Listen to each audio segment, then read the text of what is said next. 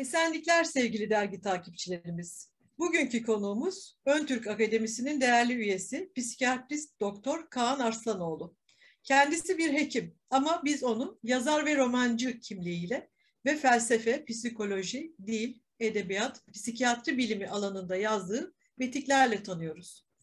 Sayın Kaan Arslanoğlu'na ait yayınlanmış metikler, kimlik, çağrısız hayalim, kişilikler, devrimciler, öteki kayıp, yanılmanın gerçekliği, intihar, karakter, kuş bakışı roman, yoldaki işaretler, futbolun psikiyatrisi, memleketimden karakter manzaraları, sessizlik kuleleri 2084, 5. sanattan 5. kola Orhan Pamuk, karşı devrimciler, yüzü silinenler, reenkarnasyon kulübü, evrimci açıdan din, psikoloji, siyaset, psikiyatri el kitabı, evrim açısından devrim, politik psikiyatri ve son olarak da Arif Yavuz Aksoy ve İlknur Arslanoğlu ile ortaklaşa yazdıkları eleştirel bakışta güneş dil kuramı ve ilk güneş dil sözlüğü.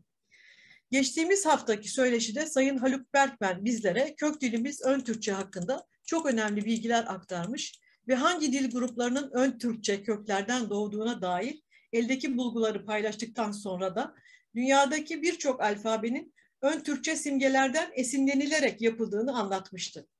İşte bugün de Sayın Kaan Arslanoğlu bizlere kök dilimiz konusunun devamı niteliğindeki Güneş Dil Kuramı konusunda ve yayınladıkları Güneş Dil Sözlüğü kitabı hakkında çok değerli bilgiler aktaracaklar. Kaan Bey hoş geldiniz. Hoş bulduk. Teşekkür ediyorum. Öncelikle çok teşekkür ediyoruz söyleşi davetimize katıldığınız için. Sağ olun. Benim için de onur. Ve izninizle hemen ilk sorumuza geçiyoruz. Tabii ki.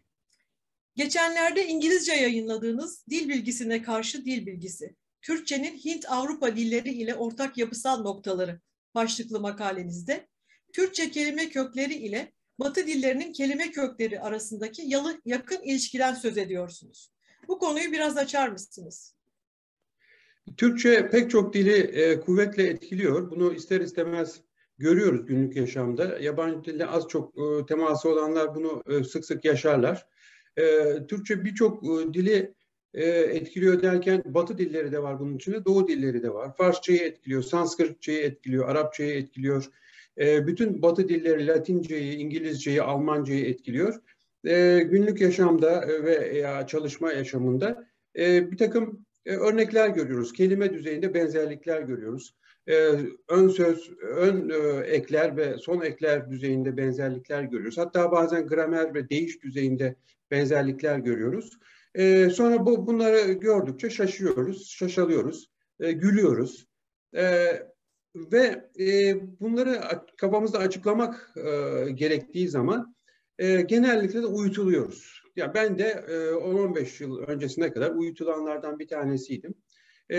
Bu bir uyanış meselesi. Uyutanlar var. Uyutanlar kimler? Batılı ideologlar, Batı sosyal bilim çevreleri, medyası ve bizde çok geniş bir akademik camia var. Dil bilimiyle, tarih bilimiyle ilgilenen, onların ezici kesimi de Batı etkisinde. Siyasi görüşleri ne olursa olsun genellikle Batı etkisine kalıyorlar. Batıcıdan fazla batıcılar, kralcıdan fazla kralcı, kraldan fazla kralcı oldukları gibi. Ve bunları hep bize uyutarak anlatıyorlar. Ne diyorlar? İşte bu benzerlikler varsa, Türkçe zaten fakir bir dildir. Türkçe göçebelerin dilidir. Ondan ne kültür çıkabilir? Biz hep başkalarından almışızdır. Farsçadan almışızdır. Arapçadan almışızdır, işte Almancadan, İngilizceden her taraftan demek ki almışız diyorlar. Fakat giderek uyanış başladıkça kişilerin kafasında tek tek bu sözcüklerin kökenlerini araştırmaya başlıyorlar. Dilin yapısını da araştırmaya başlıyorlar ve bu benzerlikleri gördükleri Türkçe sözcüklerde bir mantık görüyorlar, tarihsel bir kök görüyorlar. Bu kelimelerin, bu köklerin çok eskiye dayandığını, belli maddi üretim ilişkilerine dayandığını, tarihe dayandığını görmeye başlıyorlar. Diyorlar ki o zaman kafalarında işte bu eski sözcükler, o zaman karşı taraf yani bu hakim ideoloji çevreleri Bunlar benzerliktir, rastlantıdır. Olur her dil arasında. Her dilde vardır böyle rastlantılar, benzerlikler diyorlar. Ve bu şekilde geçiştiriyorlar olayı. Fakat daha da ilerledikçe mesela ben bütün bu benzerlikleri gösteriyordum. Bunları yayınlıyordum. Sonra giderek bir şey var, bir hikaye var, bir masal var. 200 yıldır ortaya çıkarılan Hint-Avrupa teorisi, Altay-Ural dilleri teorisi. İki ayrı aile. Hint-Avrupa dilleri adeta seçkin toplumların, seçkin milletlerin dili. Çok gelişmiş bir dil. Bir de Ural-Altay dili var. Yarı ilkel bir dil. İşte Türkçe'de ona dahil böyle bir aile sınıflaması yapmışlar. Ve buna bağlı olarak insanları uyutuyorlar. O zaman bakıyoruz işte bu bütün dünyadaki dil bilimcilerin çoğu, büyük çoğunluğu, ezici çoğunluğu Hint-Avrupa teorisinin ve Altay-Ural dilleri teorisinin doğru olduğunu ve Hint-Avrupa dilleri arasında da Türkçenin hiçbir yeri olmadığını iddia ediyorlar. Hatta Türkçenin adını bile anmıyorlar. Bakıyorsunuz köklere, yani onların kaynaklarından, onların etimoloji sözlüklerinden, onların kitaplarından bu Payrut denilen, yani Hint-Avrupa kelime kökleri denilen köklere bakıyorsunuz. O köklerin de zaten Türkçe ile çok yakından uyuştuğunu görüyorsunuz. Son ekler, ön ekler, bunlar gramere yakın önemlidir dil bilgisi açısından. Bunlarda büyük bir uyum, hatta %80-90'a yakın bir uyum görüyorsunuz. En son gramerin ben hakikaten farklı olduğunu zannediyordum. Gramer yapısına baktığımız zaman da Hint-Avrupa dil ailesi içerisinde bir takım önemli gramer farklılıkları olduğunu, Türkçenin de Hint-Avrupa dili denilen diller ailesinden gramerinin oldukça farklı olduğunu, ama bakıldığında, daha dikkatli bakıldığında pek çok ortak yön de taşıdığını, yani bu aile içindeki diller ne kadar birbirine yakınsa Türkçenin de en az o kadar bu Hint-Avrupa gramerine yakın olduğunu gördüm. Bunu daha önce az çok gösterenler vardı. Fakat bunu daha da ilerlettim. Bu makaleyi yazdım mesela. Bu gelebildiğimiz son nokta. Yani gramer de Hint-Avrupa dil ailesine çok fazla uzak değilse, Türkçeden gramer de izler taşıyorsa bu Hint-Avrupa dillerinde, o zaman bizim hakikaten Türkçenin kök dil olduğunu iddia etmemiz dil bilimsel açıdan, tamamen bilimsel açıdan daha sağlam bir temele oturuyor. Peki Kaan Bey, tüm dillerin aynı kök dilden doğduğu ve o kaynağın da Türkçe olduğunu savunan Güneş Dil Kuramı'nın düşünsel dayanakları nelerdi? Evet, şimdi Güneş Dil teorisi hakikaten buna benzer bir şey söylüyor.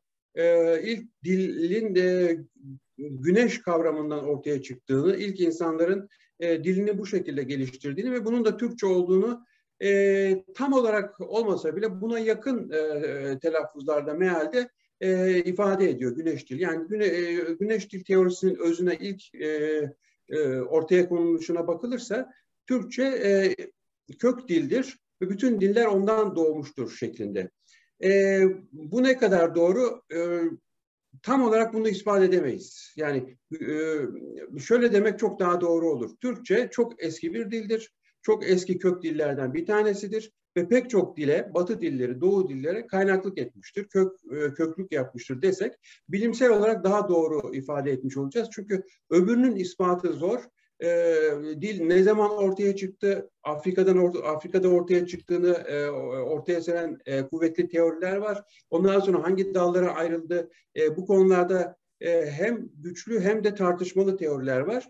O konuda çok fazla ben şahsi olarak iddialı olamıyorum. Türkçe tek köktür şeklinde, ama Türkçe çok eski bir dildir, çok köklü bir dildir ve pek çok başka dile köklük etmiştir diyoruz. Atatürk peki bu teoriyi niye ortaya attı? Bunun için ayrı, yani bir saat konuşulur. Atatürk, yani şöyle özetleyeyim, Atatürk bir ulus yaratmaya çalışıyordu. Bunun ideolojik, tarihi, felsefi ve dilsel temellerini yaratmaya çalışıyordu. Daha önceki toplumumuzu küçümsemeyelim. Çünkü o çağlarda O şekilde bir anlayış vardı. Bütün milletler aynı şekildeydi. Daha çok imparatorluk toplumları, krallık toplumları, ümmet toplumları vardı. Ama cumhuriyetler kurulduktan sonra cumhuriyetler gerçek uluslara, yani milletlerin dışında bir sınır içerisinde uluslara dönüşmek zorundaydı.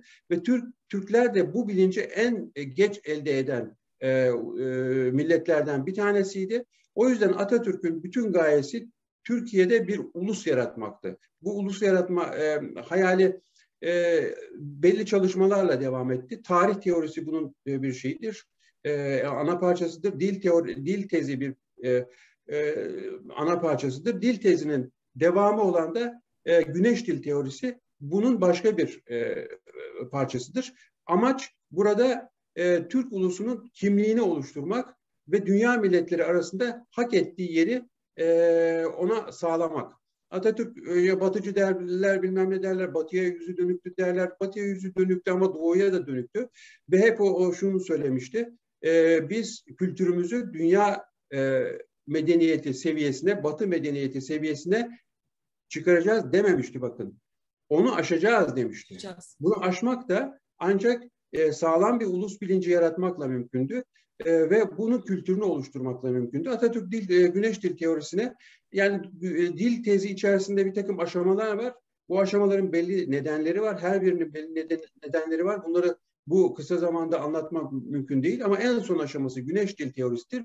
Ve bunu Atatürk uydurmamıştı. Çünkü Atatürk çok fazla okuyan bir insandı. O zamanın literatürüne göre tarih bilgisi, o zamanın dil bilgisi, ki yabancı kitapları okuyordu, yabancı dil bilginleri, yabancı tarihçileri okuyordu ve bunlardan çıkardığı sonuçlarla Türkçenin bir kök dil olduğunu, Türk milletinin bir kök millet olduğunu ve pek çok medeniyeti kurduğunu, bakın onlardan etkilendiğini demiyorum, pek çok medeniyeti kurduğunu, buna Hititler dahil, işte Sümerler dahil, ne kadar doğrudur bunlar tartışılır ama Atatürk'ün tezi buydu. Hititler dahil, Sümerler dahil, Etrüsk dahil, Kızılderili toplumları dahil bütün Batı medeniyetleri ve Doğu medeniyetleri temel kurucu unsuru olduğunu iddia ediyordu tarih tezinde ve bunun bir parçası da dil tezinde bu teoriyi ortaya atmıştı. Atatürk peki bunda başarılı oldu mu? Tam başarıya ulaşamadı. Hatta çok büyük bir dirençle karşılaştı. Onu bezdirme noktasına getirdiler. Onu vazgeçirme noktasına getirdiler. Fakat hep şunu söylerler, Atatürk sonunda bunun bilimsel olmadığını kabul etti ve vazgeçti. Hiçbir kanıt gösteremiyorlar. Sadece bir dedikodudur bu. Masaldır. Atatürk bu teoriden vazgeçmemişti. Ölüm döşeğinde bile dil diyerek ölmüştü. Çünkü dil konusuna çok fazla önem veriyordu. Şimdi geldiğimiz noktada, yani bir 80 yıllık bir ara verildi Atatürk'ün ölümünden sonra bu tür çalışmalara neredeyse. Fakat son bulgulara baktığımızda Atatürk'ün tarih ve dil tezlerinin güneş dil teorisi dahil olmak üzere adım adım son 20 yılda doğrulandığını görüyoruz. Bunu doğrulayanların çoğu da yabancı bilim insanları. Türkçenin ve Türklerin adını anmıyorlar ama Atatürk'ün söylediği şeyleri aşağı yukarı söylüyorlar. Bu da bu teorinin boş olmadığını, tamamen altının dolu olduğunu gösteriyor bize. Evet, çok güzel özetlediniz. Teşekkür ediyoruz. Peki Kaan Bey, sizi güneş dil konusunu araştırmaya iten şey ne oldu? Şimdi yabancı dille az çok ilgilenen herkes Türkçe ile yabancı diller arasındaki bir takım benzerlikleri görür. Demin bahsetmiştik. Sözcük benzerlikleri, sonek benzerlikleri, önek benzerlikleri, zaman zaman gramer benzerlikleri. Fakat biz tıp mesleğinden ötürü 18 yaşından beri bazı terimlerle hep iç içe yaşıyoruz ve bunlarla konuşuyoruz meslek gereği. Bu tıp terimlerinin büyük çoğunluğu Latince ve İngilizce'ye dayanıyor. İngilizce ve Latince tıp terimleri. Ve buralardaki benzerlikleri görüyorduk ve yine başta söylediğim gibi bunları gördükçe gülüyorduk. Kendi zekamıza veriyorduk bu benzerlikleri yakalamayı. Bir mizah gibi görüyorduk yani olayı. Güneş dil konusunda da bir şeyler biliyorduk o arada. Fakat şu anda bütün toplum içerisinde Atatürkçüsü olmayanı, işte ne bileyim sağcısı, solcusu, güneş dil konusunda iki şey bilinir. İki cümle bilinir. Bir tanesi demin bahsettiğim Atatürk sonunda vazgeçmişti bunda. öbürü de bilimsel değildi, o yüzden vazgeçildi şeklinde. İkisi de tamamen yanlış, kara propaganda ve bilimsel değildir diyen bir bilim insanı yoktur mesela. Bir toplantı yoktur. Bunu çeşitli siyasiler, köşe yazarları bir dedikodu mahiyetinde zaman zaman söylerler ve aklı evvellerde bilimsel değil. Peki bilimsel değilse hangi toplantıda, hangi yayında, hangi bilim insanının görüşüyle bu bilimsel olmadığını ispatladılar ya da söylediler. İspatlamaya gerek yok. Hangi konuşmada, hangi yazıda bunun bilimsel olmadığını iddia ettiler? Böyle bir şey yok. Tamamen üstü örtülmüştür. Gömülmüştür Atatürk'ün dil ve tarih tezi. Tartışılması bile yasaklanmıştır. O yüzden bilimsel olmadığını söylemek de onu güçlendireceği için, çünkü tartışma yaratacağı için engellenmiştir. Sonuçta biz bunu biliyorduk. Yani bilimsel değildir. Ve Atatürk şey yapmıştır, yani vazgeçmiştir. Ta ki işte bundan 15 yıl kadar önce bir kongrede tıp terimleri ile ilgili bir araştırma yapmamız istendiğinde, bir sunum yapmamız istendiğinde bize bir kitap tavsiye edildi. Geoffrey Lewis adında bir Amerikalı'nın Türk dil reformu hakkındaki bir kitabı, kapsamlı bir kitap, öğretici bir kitap. Bu kitabın başlığı da aşağı yukarı şöyle: Türk dil reformu felaket getiren başarı. Yani o adam bunu bir felaket olarak, Türk dil devrimini başından itibaren bir felaket olarak, bir fakirleşme olarak algılıyor. Ve orada güneş dil teorisine de uzun bir bölüm ayırıyor. Onu okuduğumuzda güneş dil teorisinde kim ne demiş, nasıl olmuş, ne yapmış, tarihçesini adamdan, yani bu yabancı adamdan öğrenmiş olduk. Adam da sürekli dalga geçiyor çeşitli şeylerle, güneş dil teorisiyle. Nasıl bizde bazı sağcılar, bir takım bazı solcular güneş dil teorisiyle dedikodu düzeyinde dalga geçerler. O adam da bir takım bilgiler eşliğinde, daha zengin bilgiler eşliğinde dalga geçiyor. Fakat dalga geçtiği şeyleri okudukça bizim o benzerlik dediğimiz şeylerin aslında kökünün bu olduğunu görmeye başladık. Yani bunun bir dalga geçilecek şey değil, Türkçenin bir kök olduğunu ve bunun kasıtlı olarak üstünün örtülmeye çalışıldığını ve verilen örneklerin de hiç de dalga geçilecek bir şey değil. Pek çoğunun, hepsi olmasa bile, yani en azından 3'ünün son derece mantıklı ve dil bilimine uyan gerçekler olduğunu görmeye başladıkça o zaman dedik ki yani burada bir iş var, bunu biz araştıralım. Yani son 7-8 yılda da kuvvetli araştırmaya başladık. İşte İnsan Bu sitesinde önce yazılar yazdık. 2013'te başladık bu yazılar yazmaya. Sonra o bahsettiğiniz kitabı, bu yazıları çıkarmaya başladıktan 2-3 yıl sonra çıkarmaya başladık. Sonra ondan sonra bir kitap daha çıkardık. Batı dillerinin kökündeki güçlü Türkçe. Radloff sözlüğüne dayanarak Batı dillerinin kökündeki güçlü Türkçe.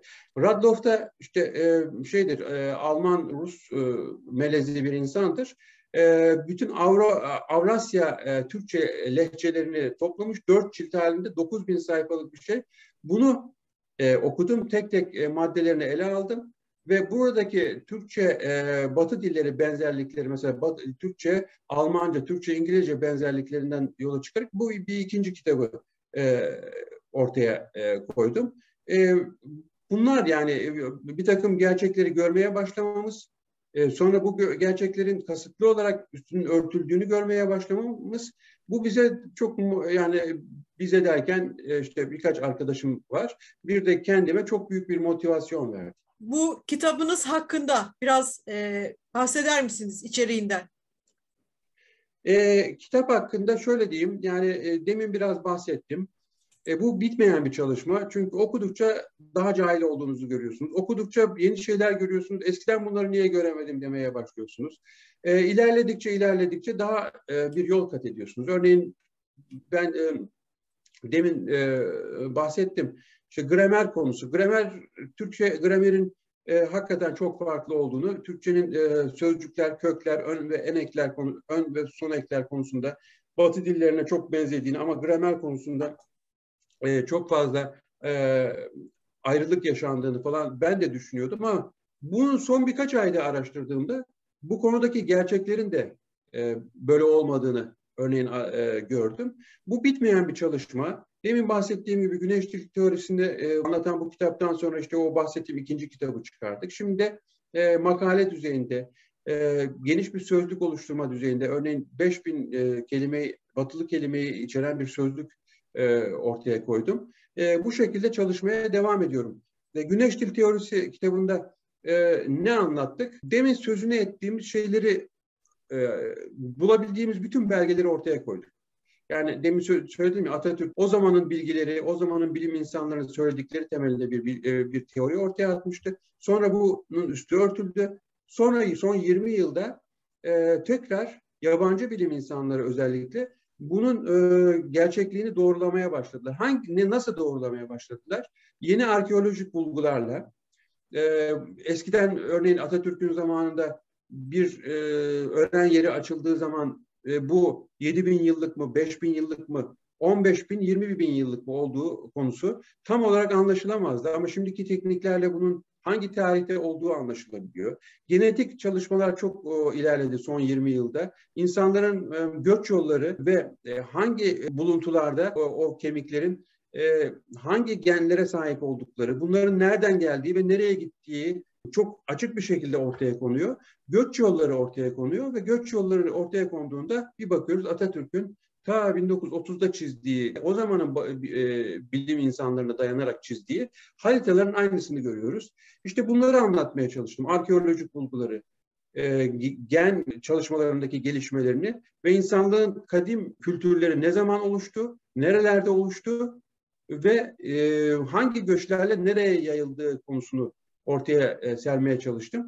Bunların hepsi 3 aşağı 5 yukarı %100 olmasa bile, çünkü şu andaki bilgiler bile %100 değil, Atatürk'ün dil ve tarih tezini doğrulayan şeyler. Bunları anlatmaya çalışıyoruz işte kitaplarda. Evet, kitabınızı okudum. Herkese tavsiye ediyorum Kaan Hocam. Sağ olun. Peki son olarak da şunu sormak istiyorum size. Güneş dili Türkçe konusunu araştırmak isteyen gençlere önerileriniz nelerdir? Nasıl bir yol izlesinler? Ya şimdi bu konu çok hem ilgi çekici bir konu hem de çok tehlikeli bir konu. Çok fazla engelle karşılaşıyorsunuz. Çok fazla sansürle karşılaşıyorsunuz. Hatta hakaretlerle, aşağılamalarla karşılaşıyorsunuz. Ve işin kötüsü bunları yapanların çoğu yabancı da değil. Türkler yapıyor öncelikle Maalesef. bunu. Bizim zaten Orhun yazıtlarının ana teması nedir biliyor musunuz? Yani esas en çok neyi anlatır?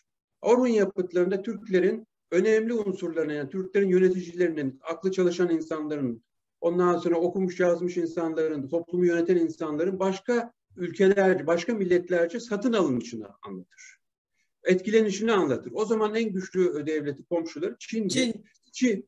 Çin'in nasıl Türk toplumunun içine girdiği, en elit, yani en seçkin unsurların nasıl etkilediği, onları nasıl satın aldığı, onları kendine nasıl çektiği ve Türk toplumlarının bu dış etkilerle nasıl yozlaştırıldığını, yönetimlerinin nasıl bozulduğunu anlatır Orhun yazıtları. Bu bizim neredeyse kaderimiz olmuş. Güneş dil konusunda, Türk dili konusunda araştırma yapacak insanların bir kere bunu baştan kabul edip kuvvetli olmaları gerekiyor. Çok engelli. Hani Türkiye'deyiz, Türk dilini savunuyoruz. O yüzden de çok desteğimiz olacak değil. Tam aksine Türk dilini ne kadar savunursanız o kadar çok çelme yiyorsunuz, hakaret yiyorsunuz. Böyle bir gerçeklik var. Bunun ideolojik sebepleri var tabii ki. 38'den başlayan ideolojik sebepleri var, siyasi sebepleri var. Bunu göze almalılar. Bir şey daha söyleyeyim. Bu bir bilimsel çalışmadır. Bilim insanının ya da işte aydının diyelim, kendi ulusunu sevmesi, onunla hizmet etmesi güzel bir şey. Fakat bu milli futbol takımımızı tutar gibi milliyetçilikle eline alınacak bir şey değil.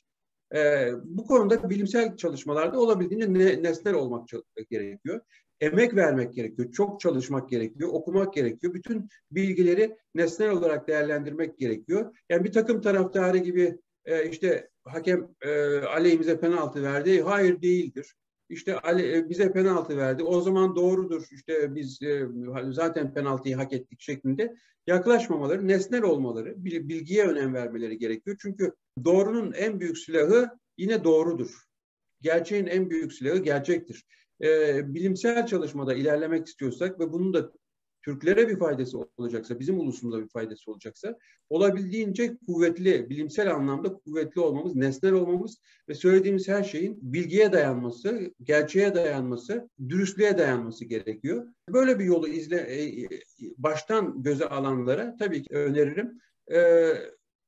Ki buna çok ihtiyacımız var hakikaten. Yani Atatürk'ün bu uluslaşma ülküsü Türkiye'de maalesef henüz tamamlanmış bir şey değil. Atatürk öldükten sonra büyük sekteye uğradı. Henüz uluslaşmamızı tamamlayamadık. Uluslaşma olmazsa zaten pek çok sorunlar birlikte geliyor.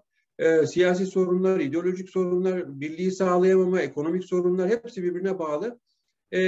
Bu konularda olabildiğince çalışmak lazım. Çünkü işin en önemli kısımlarından bir tanesi kafadır, bilgidir, bilgiyi yönetmektir, ideolojidir. Batılı bunu çok güzel yapıyor. 200 yıldır, 200-300 yıldır çok güzel yaptığı için yani ekonomisi de bu yüzden kuvvetli olmuş, devleti de bu yüzden kuvvetli olmuş. Bunlara dikkat etmek gerekiyor. Böyle insanların çıkması gerekiyor bizim gençlerimizin arasından. En azından nesnel olarak bilgiye hizmet edecek, bilime hizmet edecek insanlar gerekiyor. Olacak, inanıyoruz. Verdiğiniz bilgiler için size Ön Türk Akademisi adına çok teşekkür ediyoruz ve çalışmalarınızda başarılar diliyoruz Kaan Bey. Çok sağ olun. Ben de aynı dileklerle kapatıyorum. Selamlıyorum sizi ve yine başarılarınızın devamını diliyorum. Çok teşekkürler.